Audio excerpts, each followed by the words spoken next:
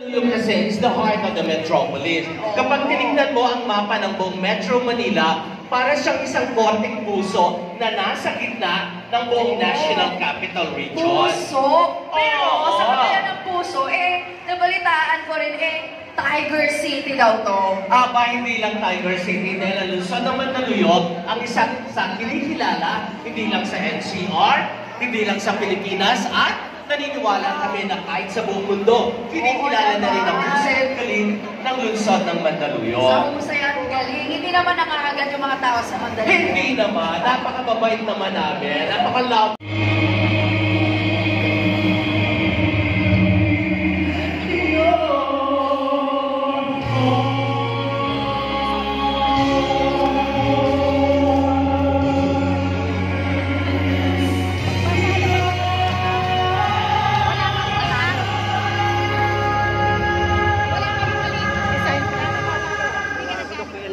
Maraming salamat, Chico. Isa pa rin sa mga talent namin yan dito sa Day of Mandaluyong. Yes, Olivo, please give him a round of applause! Salamat, Chico. Maraming salamat. Gising ko ba ang lahat? Gising na gising, di ba? Don't worry kasi may libre kape dyan sa Farron Cafe.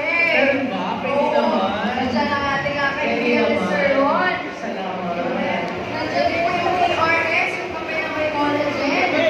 Gising ka na. Oo, gaganda ka ba, di ba? Oo. Pwede naman po kape. Pwede talaga ng kape. Excuse me. Nabanggit ko lang nga kanina, no? Ikot-ikot na tayo. Kung days ka. Kung magkano yung platform. Kanina ka pa? Kung magaling mo. Parang natin. Di ba? Sumanang daw namin. Tapos when we went to San Felipe Church, I remember, pasok namin ganyan, at nagtawag ko ba yun, tapos nagpalakpakan pa sa amin. So talaga na-touch kami. Kaya, I will never forget that. So, and it's so heartwarming because now it's Pride Month. And I'm so proud to be here. And I'm so proud. I want to say thank you to all of you for being there when we needed you. So this Love for All program, it's an idea of my husband to create